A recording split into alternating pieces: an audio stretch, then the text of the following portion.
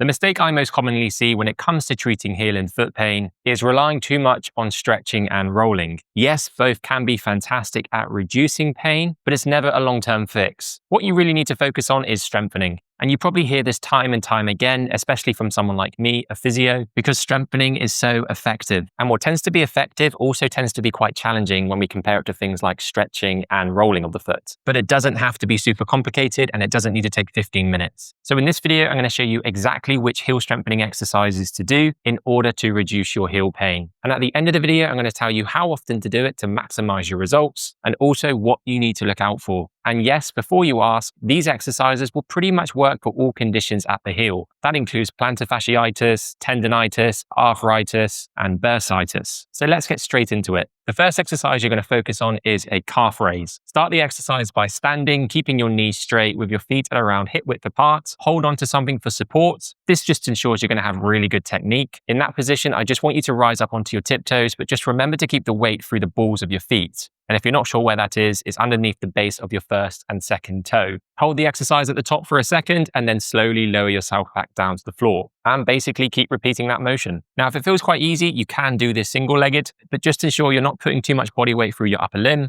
and your technique hasn't compensated as a result. Now, the reason the calf raise is so good is that it helps target the main muscles in our calf, the gastrocnemius and the soleus. But all in all, strengthening your calf helps to take a lot of strain off your plantar fascia and therefore helps reduce heel pain. Next exercise to focus on is toe scrunches. To perform this exercise, just sit yourself down, place a towel on the floor and your foot on top. In that position, I just want you to try and scrunch up the towel nice and tight. You can almost pick up your leg at the same time, hold it there for a second or two, and then just drop that towel back down. And then keep repeating that motion. This exercise helps to target the small intrinsic muscles of the foot, which often do get ignored. These muscles are so important at supporting your heel, so in turn, strengthening them will help reduce your heel pain. Once you've done that, we'll move on to exercise 3, which is big toe extension. So for this exercise, I want you to perform it sitting with your feet flat on the floor. All I want you to do is try and lift up your big toe, hold it up for a second or two, and then slowly lower it down. You should feel a little bit of a cramping sensation at the top of your foot. That is completely normal. And if you want to target it a little bit more, you can wrap an elastic band around your big toe and then hold it down with the other foot. So as you push that big toe up, you're just pushing through a little bit more resistance.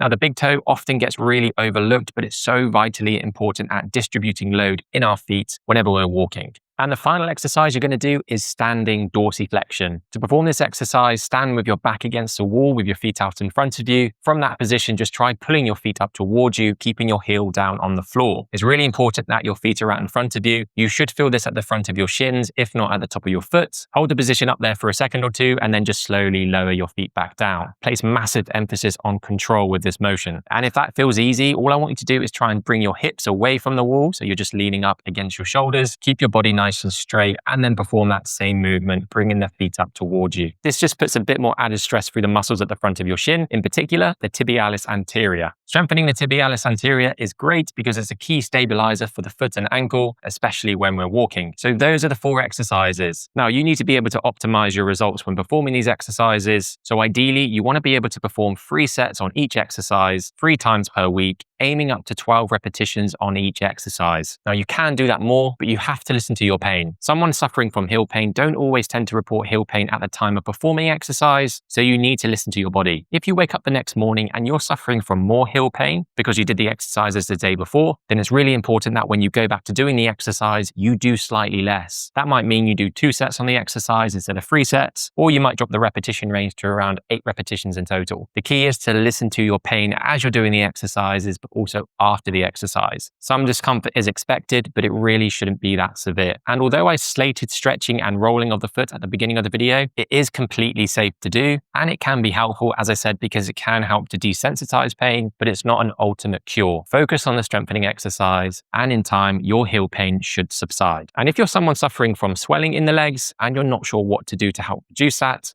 then you can check out this video here and I'll show you.